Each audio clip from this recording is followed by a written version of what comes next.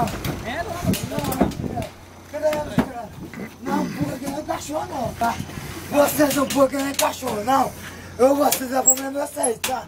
Vocês não pulam que nem cachorro, não.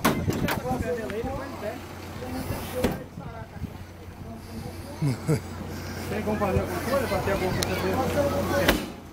Tem dois blindex ali dentro que é da prefeitura. Blindex? Dois blindex encostados aqui, ele quebrou uma banda de uma porta.